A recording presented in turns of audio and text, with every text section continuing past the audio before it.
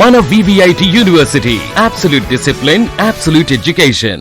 So ప్రేమ పేరుతో ఒక సైకో 6 మందిని హత్య చేసినటువంటి సంఘటన ఇప్పుడు మొత్తం తెలుగు రాష్ట్రాల్లోనే సంచలనంగా మారింది. ముఖ్యంగా పోలీసుల నిర్లక్ష్యమే అసలు ప్రధానంగా ఈ హత్యలకు కారణమైంది.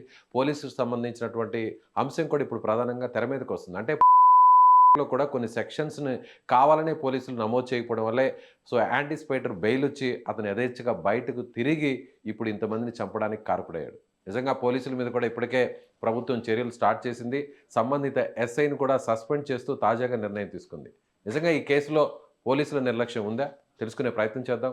మనతో పాటు ఉన్నారు హైకోర్టు అడ్వకేట్ అరుణ్ గారు. నమస్తే అరుణ్ గారు. నమస్తే అండి. సార్, ఈ కేసులో ప్రధానంగా అంటే పోలీసుల పాత్ర ఏంటంటారు? అంటే పోలీసుల నిర్లక్ష్యమే ఇంతమంది చనిపోవడానికి కారణమని అందరూ కూడా ఇప్పుడు ఇదే పాయింట్ని రేస్ చేస్తున్నారు. యాజ్ ఏ హైకోర్టు అడ్వకేట్గా వాళ్ళు పెట్టినటువంటి సెక్షన్సే ఇందుకు కారకం అయ్యాయా? సార్, బెయిల్ కండిషన్స్ కూడా ఒకసారి చూడాల్సిన అవసరం అయితే ఖచ్చితంగా ఉంటుంది. పోలీసులను ఐసోలేట్ చేయలేము, ఎందుకంటే వాళ్ళు కూడా సొసైటీలో భాగమే. ఏది జరిగినా వాళ్ళకు వర్తిస్తుంది కాబట్టి పాయింట్అవుట్ చేయడానికి లేదు. ఎందుకంటే వాళ్ళు మంచి చేయడానికి ఉద్దేశంతోనే కస్టడీలకు తీసుకుంటారు, రిమాండ్కి పంపిస్తారు, జైలుకి పంపిస్తారు. కానీ బెయిల్ ఇచ్చేటప్పుడు కూడా ఇట్లాంటి ఎక్స్ట్రీమ్ యాక్టివిటీస్ చేసేవాళ్ళు, ఎక్స్ట్రీమ్ క్యారెక్టర్స్ ఉన్నవాళ్ళు, దీన్ని ఎక్స్ట్రా వై క్రోమోజోమ్ అని కూడా అంటారు. ఇట్లాంటి ఎక్స్ట్రా వై క్రోమోజోమ్ ఎవరైనా ఉంటే అంటే వాళ్ళకు అట్లాంటి లక్షణాలు ఉంటాయి. జ్యుడిషియల్ కస్టడీకి పంపించేటప్పుడు హాస్పిటల్కి పంపించి ఎగ్జామిన్ చేస్తారు. పోలీస్ కస్టడీ నుంచి కోర్టుకు పంపి దాన్ని జ్యుడిషియల్ కస్టడీ అంటారు. జైలుకు పంపే ప్రయత్నంలో ఒక పోలీస్ రిపోర్ట్ తీసుకుంటారు, హెల్త్ పరంగా బాగుందా లేదా అని. ఇప్పుడు ఇట్లాంటి ఎక్స్ట్రీమ్ కేసుల్లో అట్లీస్ట్ చిన్నారుల మీద జరిగే అఘాయిత్యాలు కాబట్టి దీనిలో సైక్రియాట్రిక్ ట్రీట్మెంట్ కూడా అవసరము. సైక్రియాట్రిక్ డాక్టర్ యొక్క సర్టిఫికేట్ కూడా అవసరం బెయిల్ ఇచ్చే వరకు. అంటే రిమాండ్కి అవసరం లేకపోయినా కానీ బెయిల్ ఇవ్వాల్సినప్పుడు ఈ వీడి మానసిక స్థితి పర్వాలేదు, వీడు జనాల్లో కలుస్తాడు, కలిసినా ఇబ్బంది లేదు అనే ఒక రీఫార్మ్ అయితే తీసుకురావాల్సిన అవసరం అయితే కనిపిస్తుంది ఖచ్చితంగా. ఎందుకంటే విక్టిమ్ను చాలా మందికి తెలియని విషయం ఏంటంటే విక్టిమ్ను తల్లిదండ్రి ఎవరు లేకపోతే స్టేట్ హోమ్కు పంపిస్తారు, ఎవరు లేకపోతే కస్టోడియన్ లేకపోతే. అట్లే మరి బెయిల్ ఇచ్చిన తర్వాత కూడా వీడు సమాజంలోకి వెళ్తే వీడు ఏమైనా రిపర్కేషన్స్ ఏమైనా వ్యతిరేకంగా ఉంటాయా, కఠినంగా ఉంటాయా అని ఆలోచన చేసే సందర్భంలో వీడిని ఒక వారం రోజులు ఇట్లాంటి హోమ్ ఒకటి ఎస్టాబ్లిష్ చేసి దానికి పంపించి వీడేం చెయ్యడు అన్నప్పుడు పూర్తి స్థాయిలో అక్కడి నుంచి పంపించే కండిషన్స్ని ఇంపోజ్ చేస్తే బాగుంటుంది. ఎందుకంటే వాడు వచ్చి చూసి మీరు 6 మంది ప్రాణాలు తీసేసింది, ఎవరు ఏం తప్పే లేదు, వాళ్ళ కుటుంబ సభ్యులు తప్పేముంది, భార్యది పిల్లలది ఏం తప్పుంది? అసలు అమ్మాయిది కూడా తప్పే ఉంది సార్. అమ్మాయి తప్పే ఉంది, అమ్మాయి తల్లి కానీ నాన్నమ్మది ఎవరు తప్పు ఉంది? మెజారిటీ కూడా అటెండ్ చేయలేదు. అమ్మాయికి ప్రపంచమే తెలియదు. ప్రపంచం తెలియనప్పుడు ఆ అమ్మాయి జీవితాన్ని కాలరాసి నలిచేసి మళ్ళీ తీసుకుపోయి చంపేయడం బయటకు వచ్చిన తర్వాత ఇదంతా కూడా చాలా మన సోషల్ మీడియాను నేను అనట్లేదు, కానీ సోషల్ మీడియా అని అంటున్నారు. దాంట్లో ఒక బందీలు అయిపోతున్నారు. వాళ్ళని అంటున్నాను నేను. వాళ్ళ వల్ల ఈ రీల్స్ వల్ల ఎక్స్ట్రీమ్గా వ్యవహరిస్తున్నారు. ఇంకొకటి మన దగ్గర ఈ ఫిల్టరింగ్ సిస్టమ్ కూడా అవసరం ఉంది. యూట్యూబ్లో వచ్చే వీడియోస్ని ఫిల్టర్ చేసే అవకాశం పూర్తి స్థాయిలో కేంద్ర ప్రభుత్వంతోనే ఉంది. అందులో వచ్చే అశ్లీల కంటెంట్లు వాటి వల్ల కూడా ప్రొవకేషన్స్ వస్తాయి. అట్లాంటి ప్రొవకేషన్ రాకుండా ఉండాలి అంటే ఖచ్చితంగా సెంట్రల్ గవర్నమెంట్ ఒక ప్రయత్నం చేయాలి. ఇప్పటికే చెప్తున్నారు, చైల్డ్ పోర్నోగ్రఫీ ఎవరైతే యాక్సెస్ చేసే ప్రయత్నం చేస్తారో అక్కడ పోలీస్ సైబర్ క్రైమ్కి రిపోర్ట్ వెళ్తుంది. వాళ్ళు ఇమీడియట్గా వాడిని యాక్సెస్ చేసి పట్టుకునే అవకాశాలు ఉన్నాయి, తీసుకుంటున్నామో అంటున్నారు. కానీ ఇంతవరకు అయితే జరిగిన దాఖలాలు నాకు కనిపించలేదు.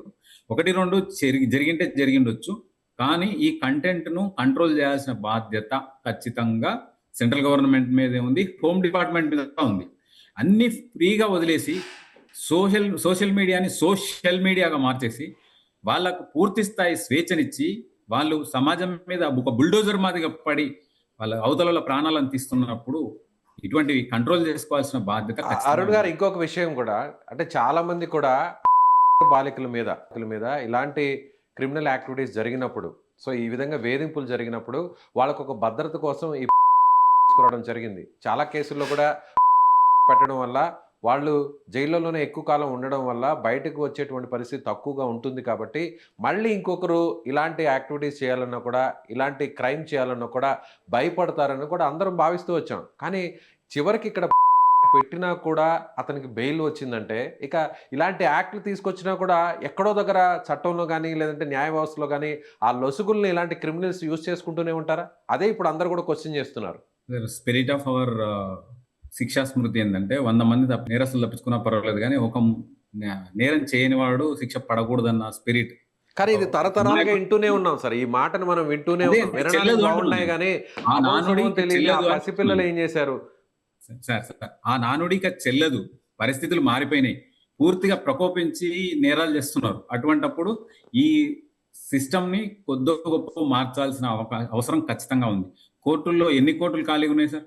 చాలా కోర్టులు ఖాళీగా ఉన్నాయి. హైకోర్టు సొఫిస్టికేటెడ్‌గా పనిచేసే హైకోర్టు కొన్ని వేల మంది ప్రతిరోజు వందల మంది ఎన్రోల్ అవుతున్నారు అడ్వకేట్‌గా. ప్రతిరోజు ఎన్రోల్ అవుతుంటే అంతమంది ఖాళీగా ఉంటే మరి కోర్టులు ఎందుకు సార్ ఖాళీగా ఉంటున్నాయి? జడ్జి పోస్టులు ఎందుకు ఖాళీగా ఉంటున్నాయి? మీకు తెలియదా? వచ్చే సంవత్సరం ఎంతమంది రిటైర్ అవుతున్నారు? మీతో డాటా లేదా? ఎంతమంది ఎన్ని కోట్లు ఫిలప్ చేయాలి? ఒక జడ్జి 4-5 కోట్లు వర్క్ చేస్తున్నారు. ఇన్ఛార్జ్‌గా ఒక కోర్టుకు పని చేస్తూ 3 కోట్లు, 4 కోట్లను ఇన్ఛార్జీలుగా పనిచేస్తున్నారు. ఈ విషయం ఎందుకు చెప్పాల్సి వస్తుందంటే వస్తాయి సార్. వాళ్ళే ఎగ్జామిన్ చేయాలి. వాళ్ళు పంపిస్తేనే అది స్పెషల్ కోర్టుకి వెళ్తుంది. స్పెషల్ డిసిగ్నేటెడ్ కోర్టుకు వెళ్ళాలి అంటే జ్యుడిషియల్ ఫస్ట్ క్లాస్ మ్యాజిస్ట్రేట్ దాటి వెళ్ళాలి. అక్కడ వీళ్ళు ఛార్జ్ షీట్ ఫైల్ చేసిన తర్వాత వాటిని కట్టి డిసిగ్నేటెడ్ కోర్టుకి ట్రాన్స్ఫర్ చేస్తుంది ఆ కోర్టు.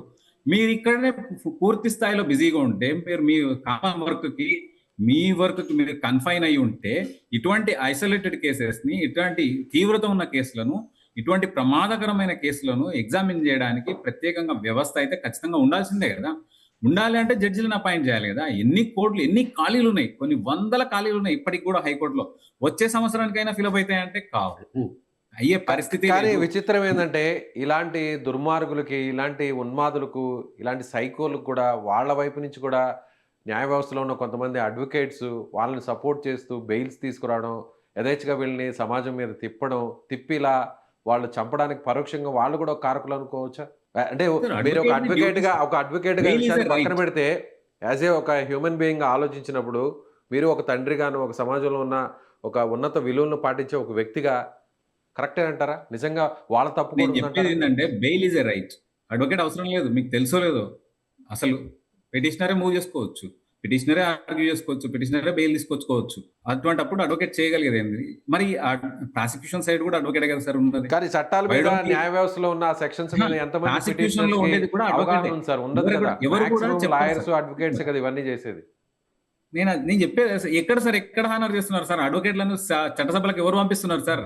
ఎక్కడుంది 100 కోట్లు ఎవడిస్తే వాడిని రాజ్యసభ ఎంపీగా పంపిస్తున్నారు. 1000 కోట్లు ఎవడిస్తే వాడిని మినిస్టర్ చేస్తున్నారు. ఎవరైతే ఈ 50-60 కోట్లు ఇస్తున్నారో వాళ్ళను ఎమ్మెల్సీలుగా తీసుకుంటున్నారు. ఎక్కడ సార్ ఏ ఎమ్మెల్సీకి న్యాయ వ్యవస్థ మీద అవగాహన ఉంది? ఎక్కడ సార్ చట్టాలు అయ్యేది? చట్టసభల్లోనే కదా. ఒకప్పుడు మనకు స్వాతంత్రం వచ్చినప్పుడు ఏర్పాటు చేయబడ్డ పార్లమెంట్లో 90% మంది, 90%కి పైగా అడ్వకేట్లు ఉన్నారు. అందుకే కొద్ది గొప్ప పటిష్టమైన చట్టాలు వచ్చినాయి. ఇప్పుడు ఎక్కడ ఉన్నారు సార్? కానీ చట్టాలు వచ్చినా గానీ ఇంకా జరుగుతున్నాయి కదా sir. POCSO time to act time వచ్చింది. fortify యాక్ట్ కావాలి వస్తే కదా సో సార్. ఇలాంటి క్రైమ్ మళ్ళీ రిపీట్ కాదనుకున్నారు. కానీ రాజ్యాంగం ఉంటే- ప్రేమించిన అమ్మాయిని దారుణంగా చంపడం, అలాగే ప్రేమ పేరుతో ఇంకొక అమ్మాయిని వేధించడం, పుట్టిన 2 బిడ్డల్ని చంపేయడం, అమ్మాయి తల్లిని, నానమ్మని చంపేయడం. సో ఈ క్రైమ్ ఇక ఎక్కడి వరకు వెళ్తుంది? దీనికి అడ్డు అదుపు అనేది ఉండదా?